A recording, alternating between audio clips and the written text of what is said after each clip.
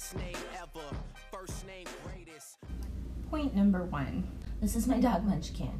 He has separation anxiety and is a puppy, so he has to be sitting with me. I tried to just record this and he was just like not having it, so he's going to be in the video for segment 1. Takeaway number 1. One of the larger, I think, from the first few weeks was that traditional change management models do not work for most organizations in the 21st century, largely because of the overlapping factors in which most organizations exist, and they have to deal with automation and the rapidly changing technology and how that's accessible for their clients and consumers. That on top of, there's a lot of demands right now to change work culture for a lot of the younger generations that are now becoming adults and transitioning into the workforce. So I believe Schramer and Seng said something to the extent that traditional change models or theory of changes applied to workplaces might work for a while, but eventually they will run into some limitation from it. And I think after looking at how many businesses, some that had been around for 100 years, are filing bankruptcy or closing down for good.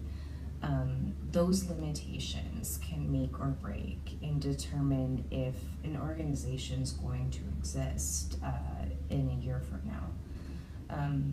So there's definitely a massive sense of urgency to readjust and redefine and retweak a lot of the traditional change management models that a lot of organizations, like government organizations, some organizations are a little bit more behind and have a little bit more bureaucracy and red tape, but those are the things that are going to really determine whether they're successful or not in the future, unless, and it's totally possible, we don't live in a market model anymore, but even so,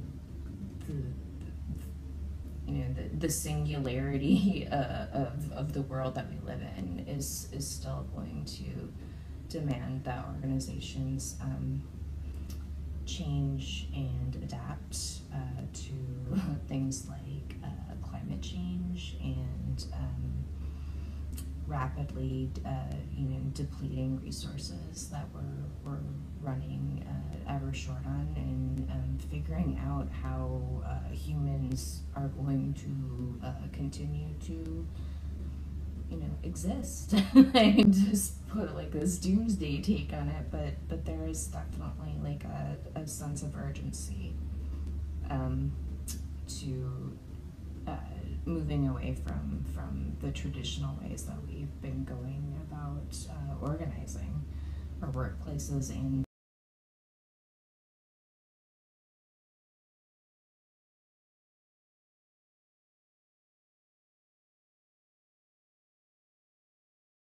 Number 2, take 2.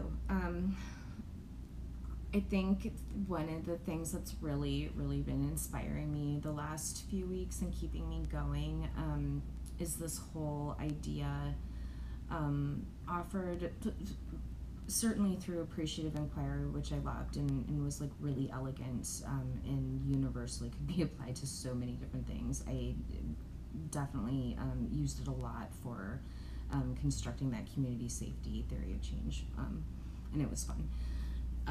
So there's this idea around dreaming, but one kind of like universal theme I saw in all the different theory of changes that were introduced to us in our material was this idea of imagining and reimagining and questioning things about our identity.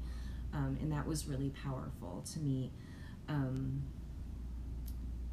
because it really more so just makes me ask the question of like, what does treat the city I live in look like as a community member and as my neighbor? He's a Portlander. Like, what does that mean? What does it mean that we are a community? And the Lionel who I introduced last week with the men organization, it on the surface it seems like he's like, oh, he's just like a grassroots community organizer, but really Lionel's doing something very, very powerful. He's asking, and like that's what's like so powerful, is because he has that lived experience of being a former gang member, being in prison, being in the streets. Like he's already in that in group, so he has the platform. He's got these are his people. But he's asking his family, he's asking his neighbors to simply question and maybe re-examine what Black masculinity means in their, in their small space that they are in Portland. But I think that's a big deal. It really is, and that was really inspiring. I've had this conclusion a few times at CLU, so it's like more of that personal epiphanies, but so much of the outcomes in my life were determined by simply my own perception of what I thought I was capable of what I could imagine for myself, and I imagined so little. I limited myself just because of my limit of imagination, and told myself stories about growing up poor, and told myself stories about being a foster youth, and told myself stories about what I was worthy of and what I wasn't worthy of, and what I could do and what I couldn't do. And I don't remember when it happened, but I just started imagining bigger, and asking myself how much power I was really giving these ideas around identity. So this is all really appealing to me because I personally have experienced the power of like shifting our perceptions around that, and I think that it can move mountains as far as what we're able to do as humans, because humans are exceptional.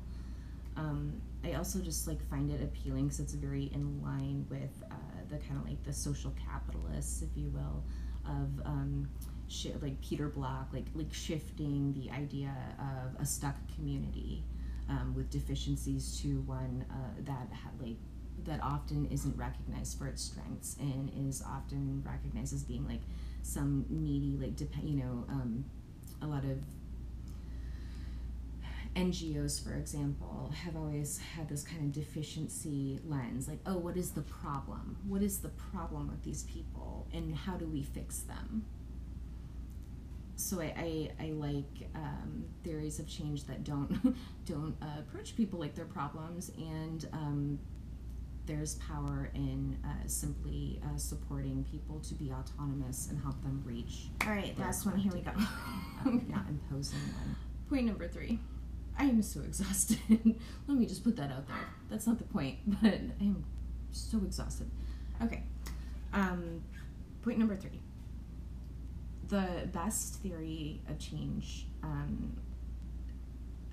regardless of what you choose, regardless if it's appreciative inquiry, regardless if it's Cotter's, change step model, regardless of its